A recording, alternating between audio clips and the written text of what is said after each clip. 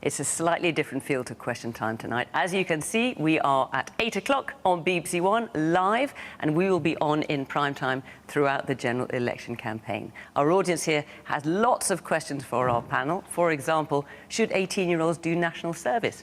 Can the NHS be improved without raising taxes? And will any party reduce the number of people coming to live here in the UK?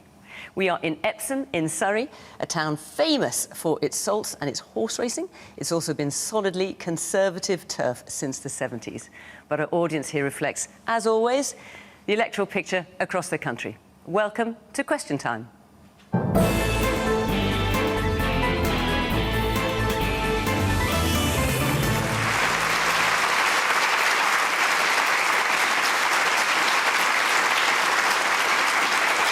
Tonight's panel, as always, a wide range of views. From the Conservatives, we have Damian Hinds, who had a number of ministerial roles. Schools Minister. His party goes into this election defending its record of 14 years in power and what was an 80-seat majority won at the last general election. Labour's Wes Streeting is the Shadow Secretary for Health and Social Care and is one of his party's most senior voices. Labour's been ahead in the polls for the last 2 years and hopes this will translate into an election win in July. Nigel Farage is co-founder and honorary president of Reform UK. It used to be the Brexit Party and has a sustained polling average of around 11%. He launched Reform's campaign in Dover this week on the issue of immigration. The Right Reverend Bishop Rose Hudson-Wilkin is the Bishop of Dover. At 18, she moved here from Jamaica. By her early 30s, she was ordained a priest and then became chaplain to the Queen, led prayers at Harry and Meghan's wedding, and last year took part in the coronation. And Piers Morgan is a TV presenter and journalist. Previously, he was editor of the News of the World, followed by a long stint at the Daily Mirror. Earlier this year, he took his nightly interview-based TV show off Talk TV and onto YouTube.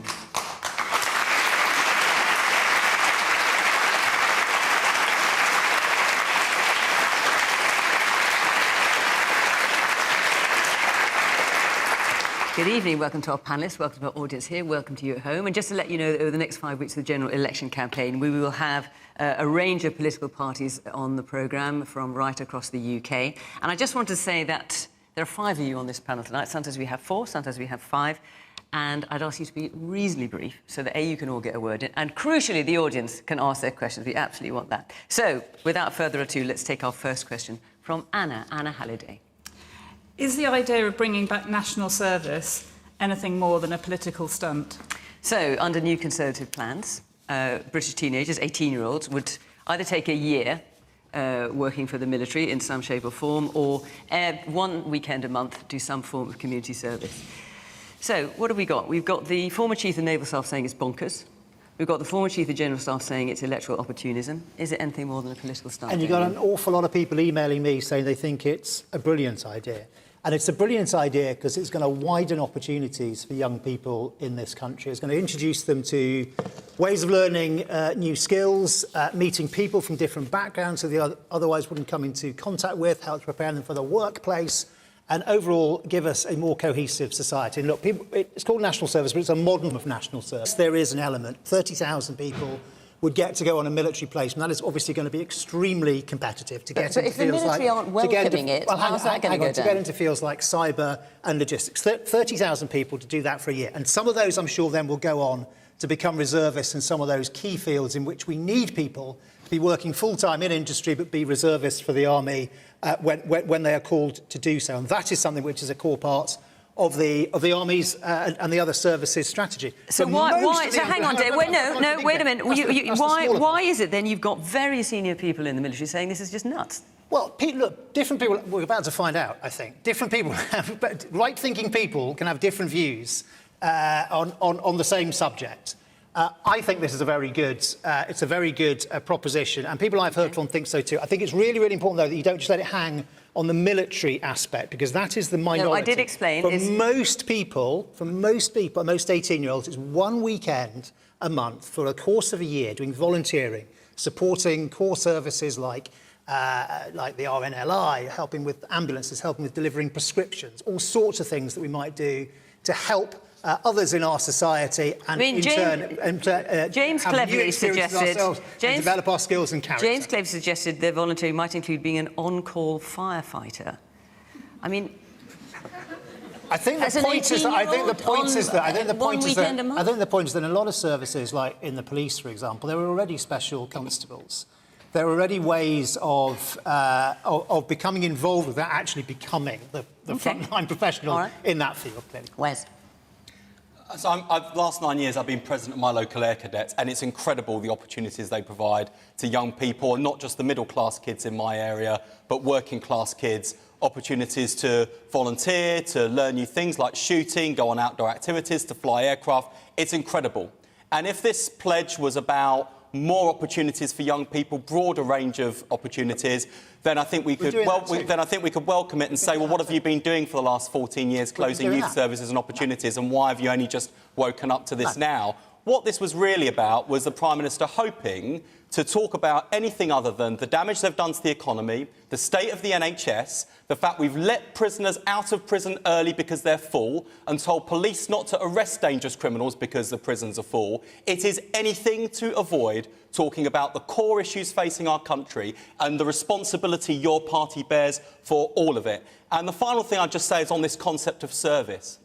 This Prime Minister and your party, Damian, are in no position whatsoever to lecture anyone else about service to the country. And this generation of young people, who I think the Prime Minister was implying were somehow feckless and in need of these opportunities for discipline, this is a generation of young people who've made more of a sacrifice than my generation and people around my age have ever made, because it was their education, their well-being, their childhood that was sacrificed during the pandemic for good reason.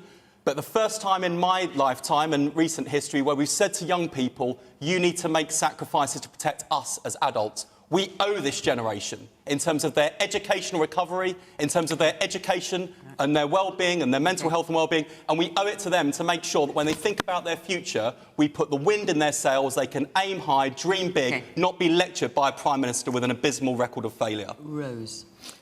I want to say that I don't belong to a political party, so I'm not saying what I'm saying to do with anything political in terms of party-wise. But is this a backdoor conscription? I don't know. I hope it is not going to be. We already have things like the Duke of Edinburgh Awards, the Prince's Trust, a number of young people who I've met in inner city places who have said, because of the Prince's Trust or because of this organisation, I've been able to do that. The Archbishop of Canterbury just launched something recently called The Difference, where we're encouraging young people to be curious, to be present, and to reimagine the kind of society that they want to live in, a society where we don't just put some people on the scrap heap, but where we can stand together and be compassionate towards the community of which we belong. So if it is a program that is going to do that, then I want to see us actually engaging with young people. Don't say that they're too young and pay them less and treat them as if they're not of worth. So I hope whatever it is that we put on the table is something that says to young people that they're of value and of worth. Well, I can see some young people, if I might describe that way, with your hands up. I don't know, I can't tell how old you are, but yes, the woman there, yes, with dark hair. Regarding national military service, I heard very mixed results from people. Some people think it's great because it does contribute to the country, and some people think it's horrible because when thinking about studies and everything, it's just another responsibility. However, there are still people who do think it is good. So, for example, if Labour did come into power, could there be an alternative to it where it is still contributing to the country, but it's also not mandatory? Or maybe it's like an EPQ where you also have another qualification. OK, I'll come back to that. Yes, you've with glasses on there, yeah. Yes. As an 18-year-old myself, I find myself quite busy on day-to-day revision, DV awards, for example. I feel like everyone my age has a job. So saying it's preparing you for the workplace is quite a leap, in my opinion. OK, so you wouldn't welcome it? No, I would not. OK. Man here in the pink T-shirt.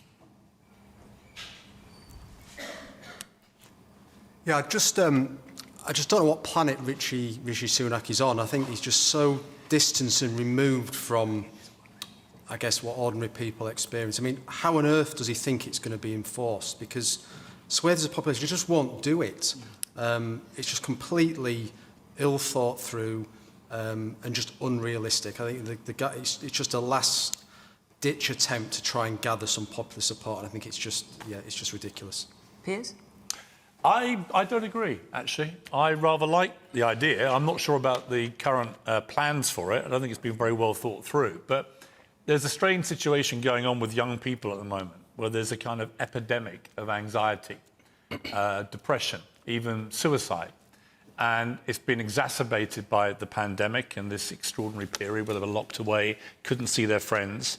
And I think giving them something which gives them a regular sense of purpose, and I'm talking mainly about the vast body of people, the 700,000 or so who would do just community service, I think it would give them a sense of responsibility, a purpose, and a sense of duty. And I think all those things are perfectly good things for young people to learn. Where it's been tried around the world, it's been very successful. People have enjoyed it, and they've come out better people.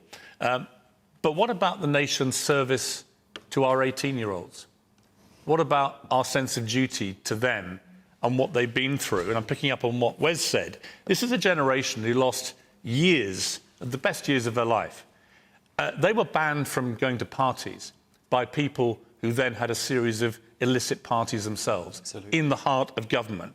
These are people who now can't afford to rent because it's too expensive. They can't afford to buy a home. They can't afford to buy food. They can't even afford to go to the pub.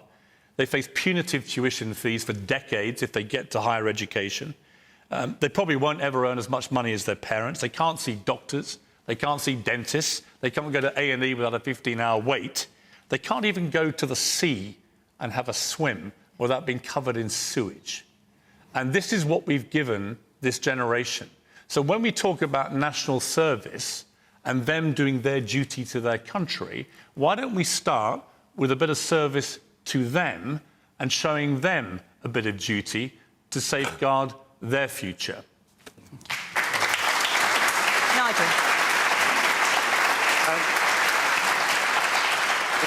It's not a serious policy. It's focus group, isn't it? Get a group of potential Conservative voters. The chairman says, who supports national service? What a good idea. Jolly good, let's go with it. It's not a serious policy. It would only apply to 1 in 36 young people. 1 in 36 youngsters would get any form of military training. The rest would be asked to do 25 hours in a year of voluntary service, but it's not compulsory. 25 days, I think it is. It's not compulsory, and there are no sanctions. Where I do agree is where a young generation have been damaged, but Piers, both you and you, Wes, you both supported lockdown after lockdown. I think we've all got to acknowledge now that it was a terrible mistake. And also, it couldn't be administered. Sorry, are you saying the entire concept of lockdown was a mistake, or are you saying for young people? Oh, I think the second and third lockdowns were catastrophic, and particularly for the young in this country. Absolutely catastrophic, and even the very young too, in terms of their development. It was, we'll look back on it, as one of the worst historical mistakes of our lifetime. But I do think one thing. When this government came into office, there were 100,000 people in the British Army. It's now 73,000. Recruitment is absolutely terrible. Morale is bad.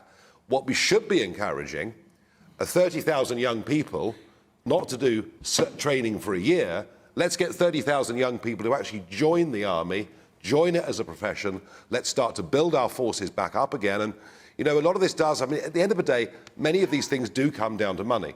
But this government is spending less on defence than the last Labour government was in its last year. Now, there are some promises around from both parties to up defence spending, and I think in the wake of living in a very dangerous world, with the need to give more of our young people skills and training, we're going to have to think seriously about spending more money on defence in the next 5 years.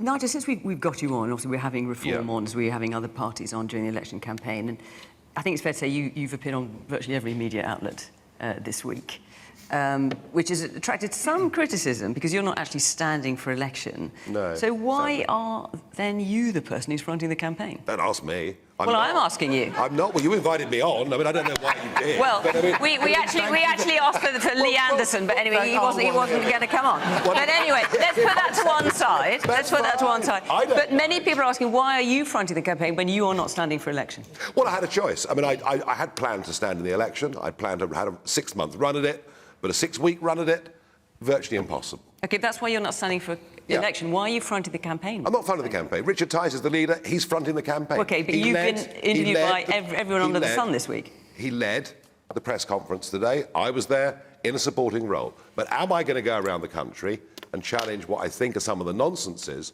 I think this general election campaign is so boring that Lord Lucan is on the front page of a Daily Mail today. All right. Well, you might find it boring, but lots of people here want to ask questions, so Well, let's hear from someone sorry, then. but it It's is. the woman there in the purple jacket. Yes. Thank you. Well, I was going to ask a question to Damian, actually, about national service. And isn't it a bit of a gimmick to try and plug the deficit in public services that your party has actually created? But that's been gazumped, actually, by Nigel. So if I can, be very cheeky and just say to Nigel, is the reason that you're not standing because the last 7 attempts that you did try to stand, you didn't get selected? I'm sure that's not the case, but Well, let me tell I'd love to hear your thoughts. No,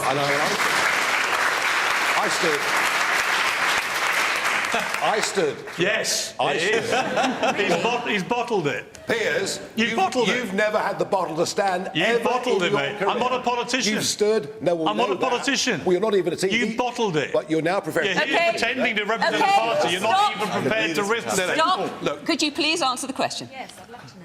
In the 90s and noughties, I stood for UKIP time and again. We were a pressure group before elections. If we saved a deposit, that was cause for an all-night party. I've had one serious attempt at standing for Parliament. And do you know what happened? No. You lost. Do you know what happened? I'll tell you what happened. They cheated so badly that the agent got a 9-month prison sentence. All right? They massively overspent and cheated. I've stood once before. I know how difficult it is when you've got the big parties who treat the law with contempt. I didn't feel in 6 weeks from scratch I could do it. But I tell you what, I will be part of this campaign. I will be part of this debate. And I do think there are some very serious issues not being discussed. You've had all year. You've had all year to think about this election. I've had a TV show. We all Piers. knew it was coming. No, we all Piers. knew it was coming. Piers. This idea you didn't have enough time Piers, to prepare. I have a nightly TV show. Well, Yours has been shut down, but mine's still going. Oh, my God. OK, let's not go there. If I may point out, Okay. I came off old linear television. You were sacked. Because you're sitting You were there sacked. with nobody watching, You're a losing YouTuber. tons Okay. of You're money. a YouTuber. OK, Piers and Nigel, much as you want to sort out your kind of TV rivalries, this is not the place to do it. I'm on 'Cause YouTube actually, now. I'm Yeah, Justin quite. Bieber. What we want to do is hear from the audience. Now, you asked a question back there about what Labour might do and whether Labour might introduce something similar. Wes? So I was just National service. so confounded by that.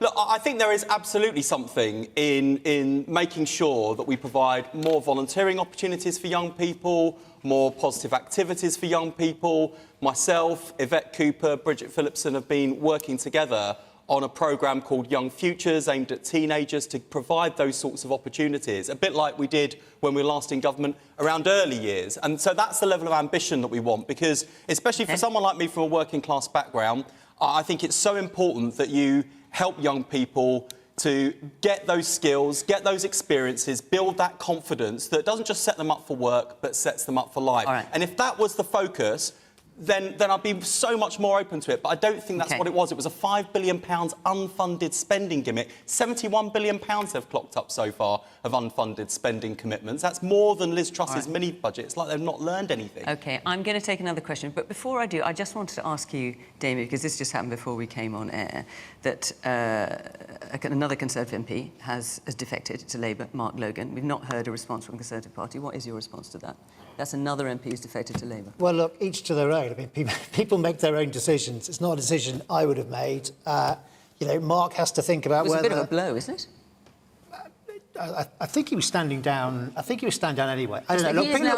He's now saying he's going to join the Labour Party. People make their own. OK, Wes will get another member. OK, people make their own decisions. What I'm focused on in this election is the big decision. It's the big decision between do you want Sir Keir Starmer and the Labour Party and no plan, or do you want Rishi Sunak, Conservative government, and a firm plan for the economy's already turning the corner, how we put it on a firm footing, It's going really well, and how we offer a brighter future to families throughout this country. That's what it's about, not about one individual.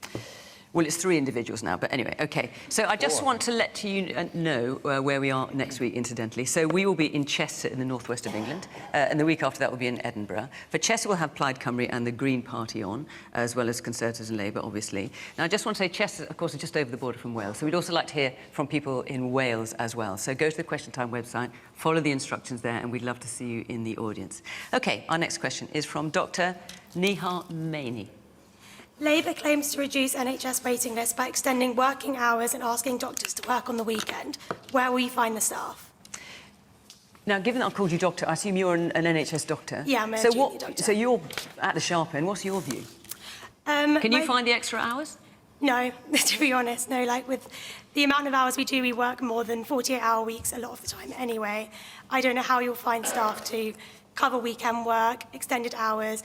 Most of the junior doctors are leaving, to be honest. I'm an FY2, so as of next year, I either go into training or do a permanent role somewhere else.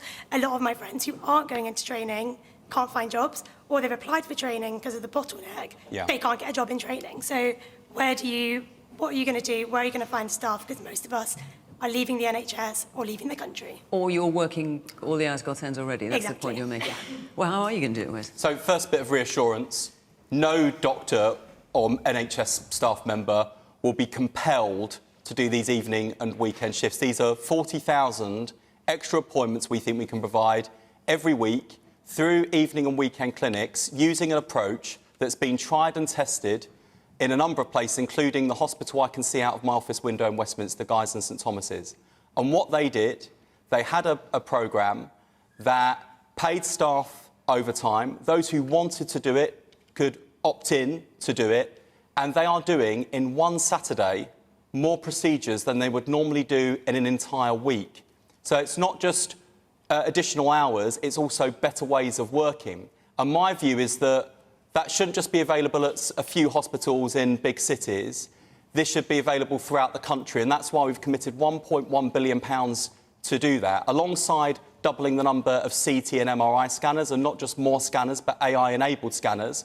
We can start eating into the 1.6 million people who are waiting with anxiety for tests and scans. But you say, Wes, but hang on a second, Wes, you're saying, look, we've done a pilot in a hospital near you, and we've seen that it works and that people have been prepared to work the extra hours. We've got a doctor right here who says, can't do it, I'm working too many hours as it is. And that's OK, and I wouldn't want you or any of your colleagues to put in hours that burn you out and you can't do. But what I can tell you... what makes you think you can replicate it around the country? Because this isn't something I have made up. This is something I have seen working in action at Guy's and Tommy's, up in Leeds, at my local hospital in Goodmayes.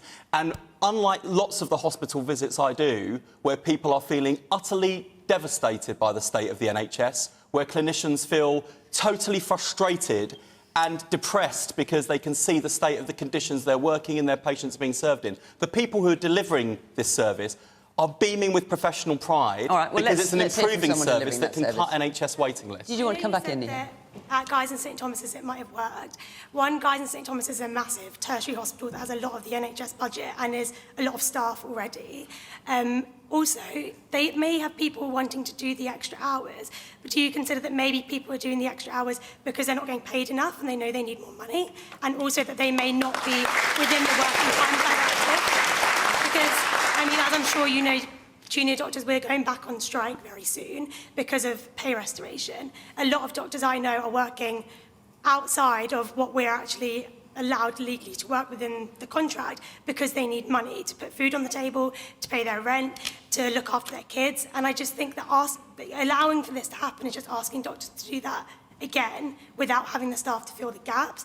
What I'd agree with you is we absolutely need to fix the fundamentals of the conditions that junior doctors are working in, actually wider NHS staff.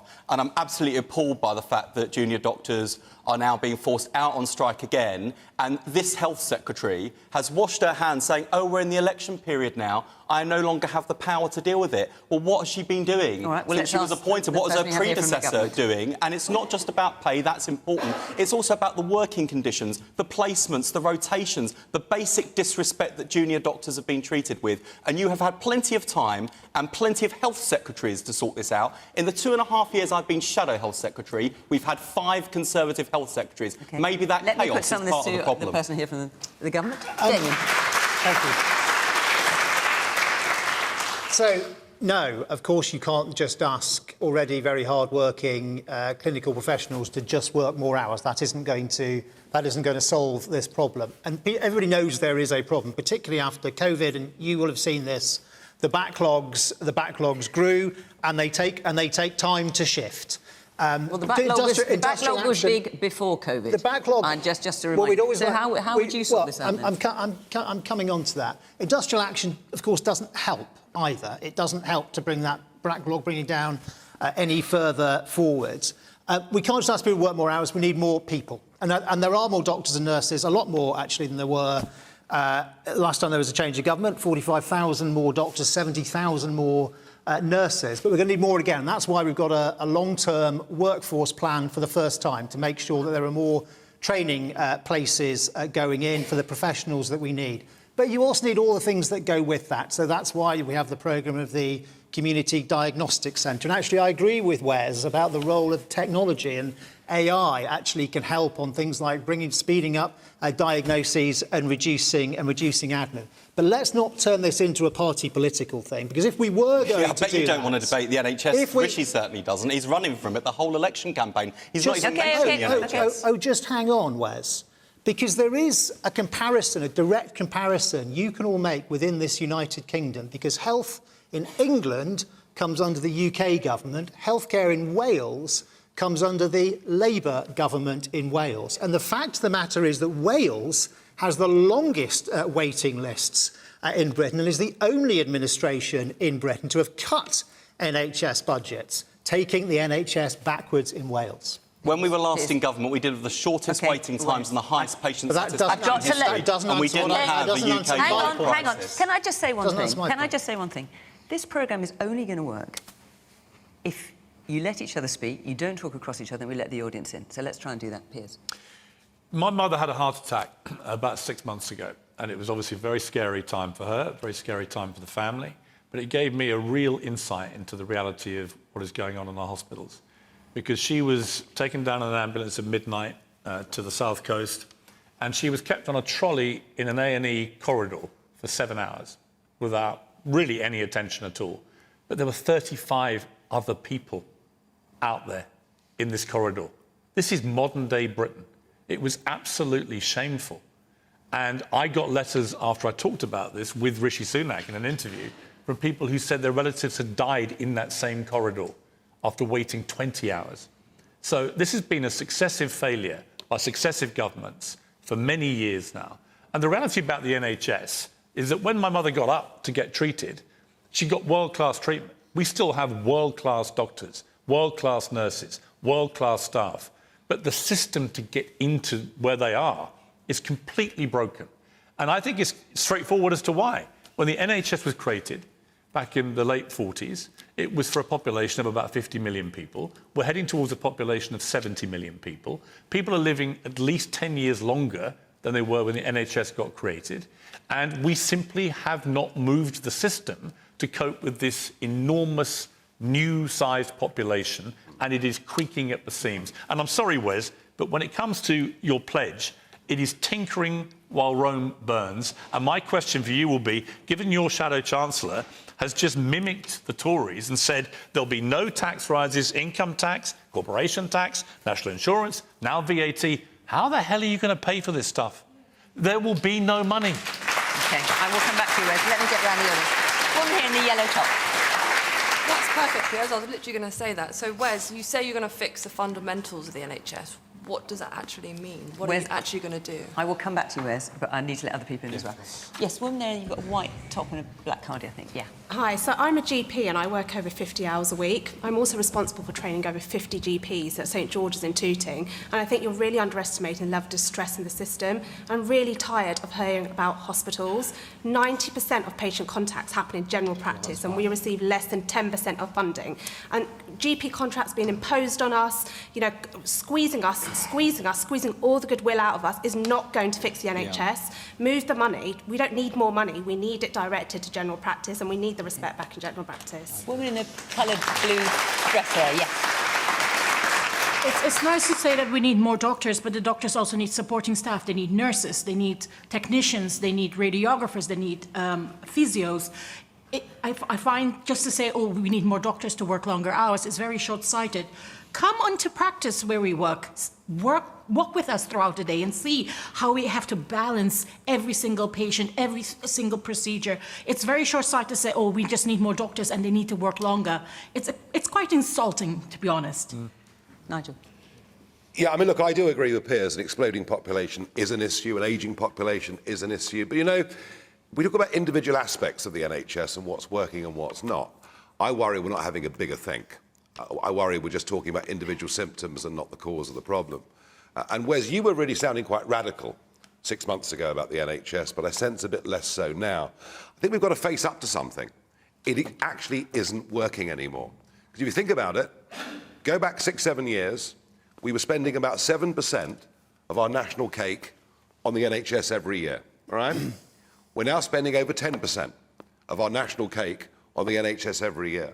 So we've increased in percentage, even regardless of population, we've increased in percentage terms enormously under this government what we're spending on the NHS. I think every one of us in the room, though... It's actually about 18% of total spending is on health. Sorry? It's about 18% of total government spending is on health. I think you'll find about that between 10 and 11, but we won't argue about it. We've increased massively the spending, and we're not getting the delivery. So why don't we think about a different funding model? A completely different funding model. The French have a mutual system where those that can afford pay effectively into an insurance scheme, those that can't afford it are covered, and they are getting a much better return whether we measure it on stroke, heart disease or cancer. We need to fundamentally rethink the way we fund and organise the NHS. It needs a big, big think. Rose. It is disturbing. It is quite disturbing to hear that we're only now just thinking about a workforce plan for the NHS. This should have happened a long, long time ago. I have used the NHS system. It's been good, but also I'm consciously aware that at a time when I went in wanting emergency treatment, I was told to come back the next day because there was no one operating the scans. That's ridiculous. People don't choose when to be ill. When they are ill, they need to be seen and attended to at that time. We've also got to stop taking people from abroad.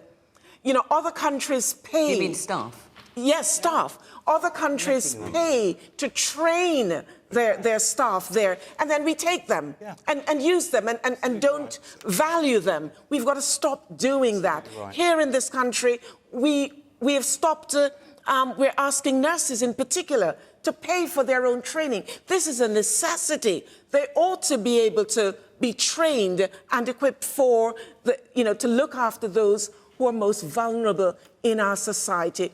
Actually, I thought that there was 350 million per week that was going to come into the health system. There's been more. What happened? Rose, there's been more. There's been more than that. What happened? There's been more. What happened? More. Considerably more is the increase. So again, we need people. Perhaps this is an area that it shouldn't just be, backwards and forwards seesawing with political parties, but that there ought to be a cross-party looking at the National Health Service and getting it right. Okay. Wes, let me come back to you, because there's a number of questions there. First of all, where are you going to find the money? You heard that from Piers and also from the audience. And then you were talking about GPs, and I know you've talked about primary care. Yeah, I feel very... So, it goes actually to the heart of your point about general practice and primary care. The way in which we spend what is just shy of £170 billion on our NHS is not being put to best use because we keep on pouring more and more money into hospitals at the expense of fixing the front door to the NHS in primary care. So even though GPs are providing around 1 million more appointments now than they did before the pandemic, there are thousands fewer of them. There are GPs who can't get jobs, despite the fact we are scrambling for 8 a.m. appointments. And we end up in an absurd situation where, because someone can't get a GP appointment, which would cost the NHS 40 quid, they end up in A&E, which costs 400. And that is why I make the case over and over again that investment matters. Of course it does. But our experience when we were last in government nationally told us that reform also matters. It's about how you spend the money. And to Nigel's challenge about the model of funding, I mean, I've looked at other OECD countries and how they do it.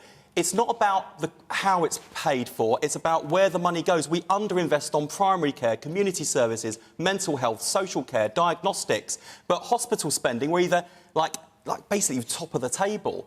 And that is a real challenge. And I just say on this point of the model of funding, so I think this is we begin to hear these siren voices from Nigel, some of the commentators in the Telegraph and other newspapers. when I had kidney cancer in 2021, I had so many worries going through my mind. And the one thing I did not have to worry about was the bill. And I would rather die in a ditch than surrender that fundamental principle of equity that the NHS is a publicly funded public service, free at the point of use, and people should never, ever have to worry about the bill. I'm going to move on. I will never surrender. I'm going to take another question. I'm sorry. I'm not suggesting we change that principle. What I'm suggesting is a more efficient way of spending the money. That's the point. All right. Otherwise, we're pouring in more and more money for less and less return, and that's been happening for years. I'm going to take another question from Tom Pope. Yes. Regardless of the people coming over on the small boats, illegal immigration is out of control. What's the solution? Right, so net migration last year was its highest ever. It's come down slightly, 685,000 in 2023. Just for comparison, 2010, it was 252,000. Piers, what's the solution? Why don't we have another referendum about Brexit? Because I seem to remember when 2016 came around that we were told that there was going to be control of our borders and it was going to be economically beneficial to this country. And 8 years later, we have lost complete control of our borders, both legal and illegal immigration. And economically, it seems to have been a willful act of self-harm.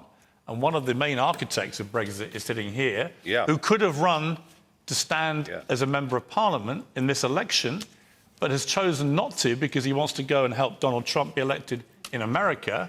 But I would like to ask Nigel Farage, what objection would you have, given that all the polls now say the majority of this country would actually vote the other way if there was another referendum, what objection would you have to just testing that theory and allowing the British people to decide whether they were sold a complete pack of nonsense? What would be lovely, to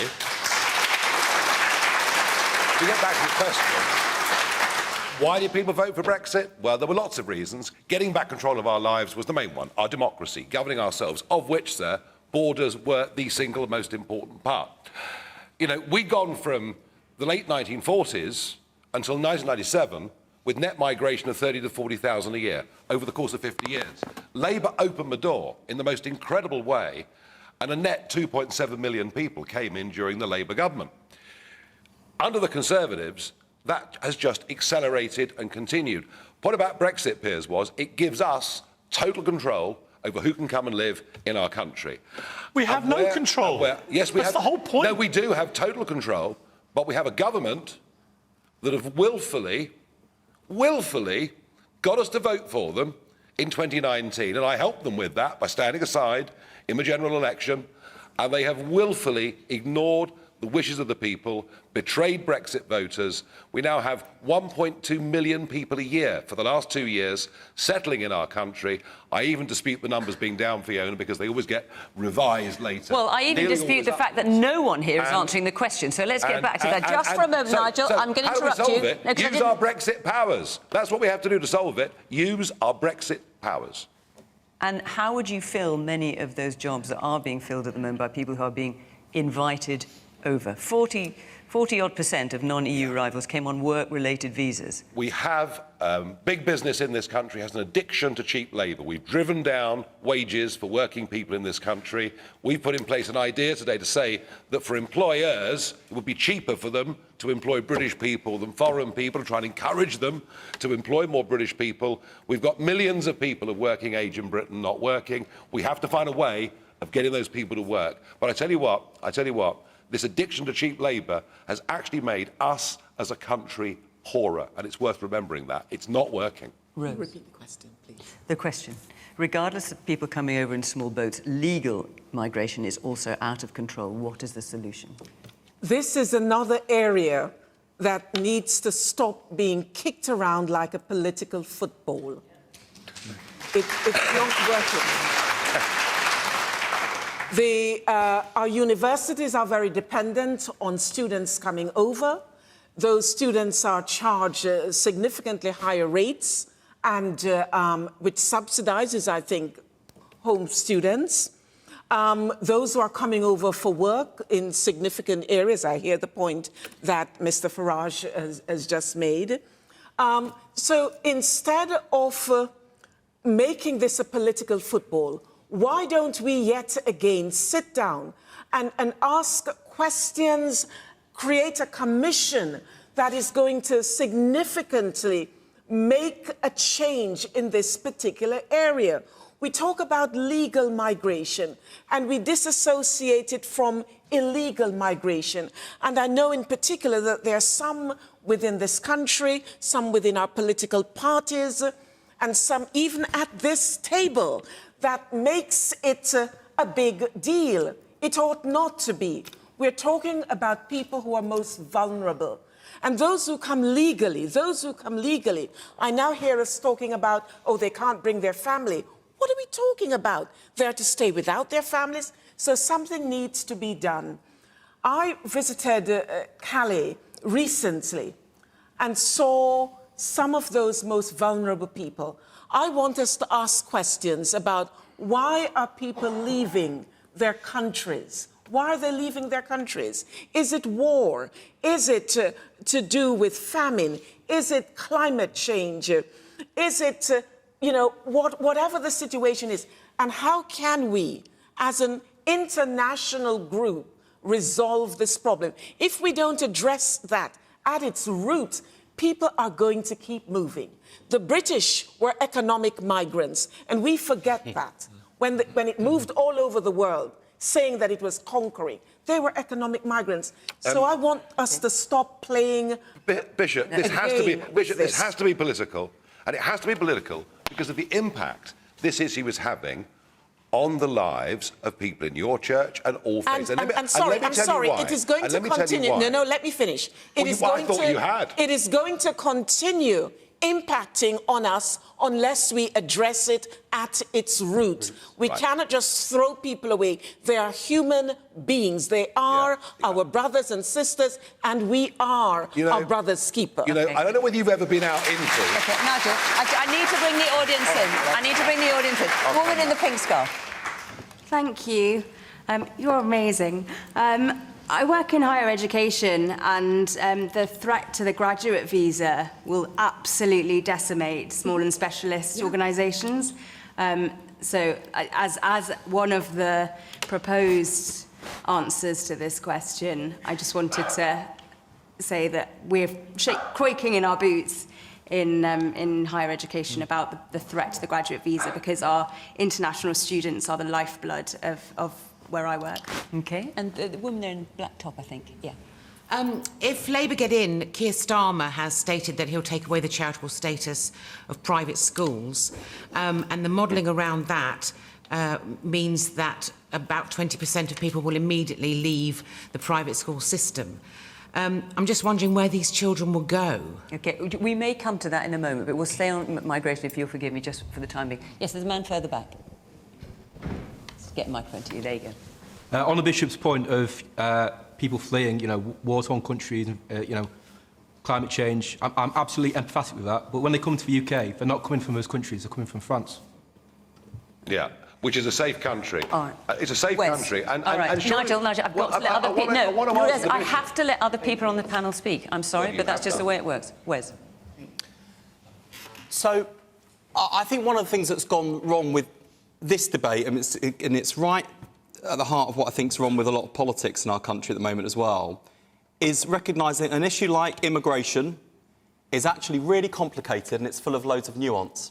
International students don't just enrich our universities through their fees, they enrich the education because students from this country get to meet with people from a wide range of cultures and backgrounds, and those people often go back to their home countries and build successful lives in commerce, business, trade, diplomacy, politics. Yes, but the Labour leader has said he wants to bring the number of illegal migration down. What's the solution? That's the question. Yeah, I know, but Fiona, frankly, the interruption is part of the challenge because, you can't have a nuanced conversation about this without, but what are you going to do? Well, it's as simple as this, I think, if we're going to boil it down to simplicity then. So, in order to reduce net migration in this country, you have to invest in the skills of your own people. To Rose's point, I made an argument on this on the NHS the other week. I'm proud of the fact it's an international employer. I'm proud of people who've come around the world to build our NHS. I met a student just this week from Nigeria, and I think she's going to have a great career in the NHS. But we have become over-reliant on workers from overseas in our health and social care system. We cap university medical school places, so we turn away thousands of students from our own country with straight A's, and we do not give opportunities for people in our own country to get careers in medicine and health and care to the extent that we should. And when I said that the other week, instantly my inbox was full of people saying, I can't believe you're using divisive anti-migrant rhetoric about the NHS. And this is part of the challenge. Two things can be true simultaneously. It's great that we have an international NHS workforce. We are over-reliant on that international workforce. There are risks. We're recruiting from red list countries that have severe shortages. I agree with Rose, that is immoral. It is unethical to turn away straight-A students in our own country. That is unfair. And when you've got a global shortage of healthcare workers, it's also short-sighted. You can't be sure that talent pool will be there in the long term. So on that point alone, I can help Yvette Cooper, if she's Home Secretary, reduce levels of net migration. On Rwanda, this is exactly where this race to the bottom gets us. Millions of pounds wasted on a scheme where not a single flight is taken off, and Rishi Sunak hasn't even got the decency to give him the £1,000 that is owed to Piers Morgan for the better. And I'd rather put that into a secure border command using counter-terrorism powers to smash the criminal gangs, because that's serious policy. The question is about legal. The question is about legal migration. Yeah. Tom's saying it's out of control. So the question is about legal migration. I hope we also will have a chance to come back to talk about those points that Wes just made. What, the £1,000 that the Prime Minister owes Piers? But this is... Why isn't he paying it out of interest? This question was... Just hang on. This question... He's got it. He's definitely got the Still is the question the original member of the studio He's richer than the king. asks, which was about legal... Was about legal migration. He's basically saying legal migration is out of control. Given that there were record numbers last year, and there will always do you disagree with that? I am actually coming to that. So there will always be legal migration. The clue is in the term. So it's not a question of whether legal migration is good or bad. And we always want to welcome the brightest and the best who contribute to our economy. And we also, in a wider sense, we've always welcomed people and the way they contribute to the cultural life of the nation and to our society, but the numbers are too high, and that is the point for things like our public services, also for housing, and really at the heart of issues around housing is questions around supply and demand. So it has to be done in a managed way. Of course, we want international students, by the way, as the lady up there said, quite right, and I celebrate the success of our universities.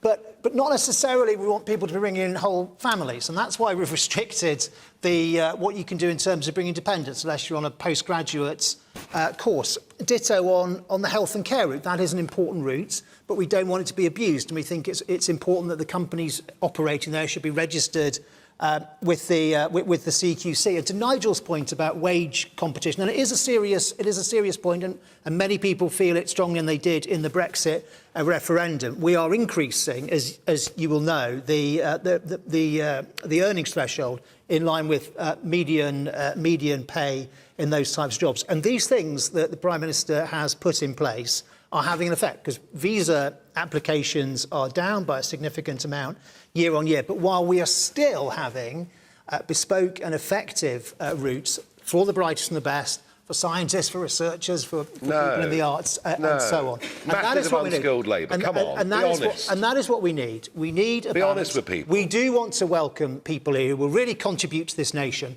but the numbers right now are too high, and there's a firm plan from Rishi Sunak to bring it down. Can we just say one thing about the language? On the language. We haven't heard such a plan from Wes or from Can we all agree one thing, which is the language we use about migrants, legal or illegal? We need to be very careful how we talk about these people. Because Ben Habib, who is the deputy leader of Reform UK, said 1 month ago, when he was asked, you would leave them to drown, about turning people away from our coast in a boat. And he said, absolutely. And I found that utterly reprehensible, that anyone who is representing a political party in this country would think it's absolutely fine that these illegal migrants coming on our coast, we should be allowed to drown.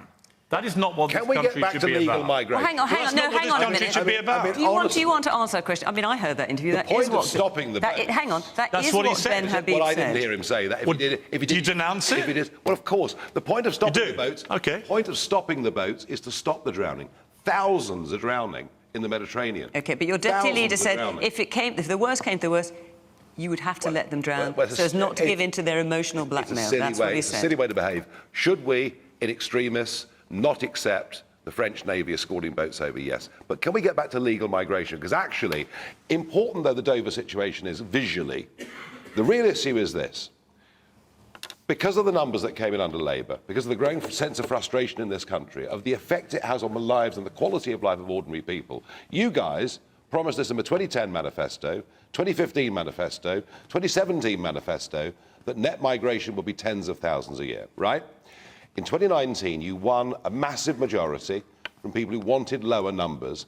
So far, since you've been in power, net migration has been 4.3 million. It dwarfs even what happened during the Labour years. And I do genuinely believe this is the single most important question in the election. Do you know we have to build one new dwelling every 2 minutes in this country just to cope with the sheer increase in numbers? This is not we need because to have of migrants. It is, of course It is not because of migrants. I'm sorry. I'm sorry. Successive governments have failed to build houses. How could That's they? what it is. How could they? If you don't have how many people coming. Successive governments have failed to build houses. And what we do How can you is do it if you don't Hang on, let her speak, Nigel. Let's blame the immigrants. Stop it. Ludicrous. All right. You can't, Okay, you've had your say. I'm going to move on. unless you know how many people Okay. are coming, how do you Nigel, know how you many have had your houses to say. build? And It's many more people illogical. are dying in France. It's irrational. You talk about France being a safe place. I visited a cemetery where there are people, those who have migrated there, who are dying there on that soil, in comparison to what we're talking about, people dying trying to cross the channel. Okay. So please don't tell me that that is a safe place.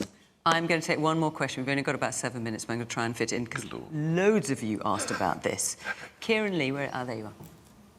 Is it morally right to impose a tax on parents' aspiration for their children? So Labour pledged to remove tax exemptions for private schools. We are in one of those here. Adding the standard rate of 20% VAT to school fees and ending their business rate relief. Is it morally right, Wes? Yeah, there are difficult choices to be made, and there isn't a great deal of money going around in the country. And since the Conservatives came to power, we've seen opportunities for young people narrow. We've seen school buildings literally falling in. We see the Prime Minister talking about maths to 18, perfectly reasonable thing to ask for. We can't even guarantee qualified maths teachers to teach kids to 16. And I know there's lots of opposition from independent schools who are now pleading poverty and saying that people are priced out. So I took the liberty of looking at this school's fees and how they've changed since 2020. They've gone up from £8,717 per term to £10,303 per term, an increase of 18%. School fees in this country, independent school fees, have risen well above inflation every year since before 2010. So I say respectfully, not to the parents, I know that parents are worried about this, I accept that, but I say to the head teachers of these sorts of schools pleading poverty, I'm sorry, but you're going to have to cut your cloth accordingly like state schools have had to for more than 14 years, and we make no apology for putting the education and ambitions and opportunities of kids from working class backgrounds like mine, who attend the 93% of kids, above the schools that educate the 7%. Because we want to extend opportunity and aspiration and ambition, and that is not simply the preserve of the wealthy, and those are the sorts of fairer choices a Labour government would make unapologetically. You're all going to have to be brief. We haven't got much time, Piers. Well, I think you should be apologetic. I think it's the worst kind of politics of envy. I think it is a war on aspiration. I like the way that question was phrased. And it shows a total lack of knowledge about the type of people who send their kids to schools like Epsom College. I bet there are a lot of parents here who have scrimped and saved to give their kids the best chance they can in life, as my parents did when I went to a prep school and then I went to comprehensive after that. And if you believe even half of the figures that have been projected as the impact of this, then what's going to happen is a lot of independent schools, not the big ones, who are going to be fine. It's not about the Eton colleges of the world. It's the smaller independent schools. They're going to go bust, and then hundreds of kids are going to need to go into the state school system, right? And that is going to swamp our system. They tried this in Greece in 2015. 23% VAT they put on independent schools. And exactly what is being feared now happened. Independent schools went under, teachers left or got fired because there was no work, and the state system got swamped. Right. And they reversed it. This is a politics of envy and Labour at its worst. Damian. Ironically, I think this might be Labour exercising some Brexit freedoms, because I think if we were still in the European Union, this probably wouldn't be possible. Across the world, it is a norm that you do not tax education. It would only possibly raise a small amount of money. You cannot know what the effect would be in terms of putting extra strain on the public sector schools, and it won't do the great sort of brilliant thing that you want to do symbolically to Eton and Winchester and Rugby. They will thrive. They'll survive as ever. But it will hit hard-working families. And I'm glad Wes raised the wider state sector, because we are also focused on the 93% of kids first and foremost. And the success story in education in this country is something of which we can all be very proud, with most schools now academies. The number of schools rated good or outstanding up from 68% when Labour were in government to 90% today. Going up the international league tables at secondary rather than down, as when they were in government, and our primary school readers now the best in the Western world. And that is something of which we can be proud, and our teachers have done the most amazing job. Rose, we've only got 2 minutes, and I've got Nigel in this one. Successive governments, if we're really serious about attending to this 93%, really needs to be asking questions about how can we resource all our schools so that all our schools are good, all our schools can have small sizes, all our teachers can be brilliant, because that's what we need. When we have all our schools equally brilliant, then people won't need to be stressing out to try and find a private school here, there and everywhere, but will go to their local schools. Nigel. It's not morally right to take away choice from parents and to take away the opportunity from some young people, the best possible education available to them. Actually, what I would do if I was Labour, I'd introduce more scholarships for people from working class backgrounds to go to some of the elite schools. I was at Dulwich College, 50% of my year were paid for by local authorities. People who were living, below the level. And you know who got a bursary? You know who got a bursary? Who went to a school near here? Reigate Grammar. Keir Starmer. Keir Starmer did. Keir Starmer. He did. No, he and did. they're saying now that as a result of this policy, and guess who took these away? bursaries and scholarships will have to stop. But Keir Starmer himself don't talk at the same time. Guess who took away the opportunity for those kids to go to my 400-year-old school? The Labour government in the 1970s. And we see this again and again and again. Labour seem to love to destroy things that are successful and work well. This will be a huge mistake if they do it. I hope they change their minds. I really do. Wes, I'm sure you want to come back. I'm afraid our time is up, but you've made your point. Thank you to the panel. We've got 5 more weeks of this, so don't God. Thank you to the audience. I know loads of you wanted to hear about this, and loads of you had your hands up, so I'm really sorry I haven't come to you. That is it. Our hour is up, and yes, as you say, we've got 5 more weeks of this. It's going to be great. Thank you very much for watching from our panel, from our audience here. Bye-bye.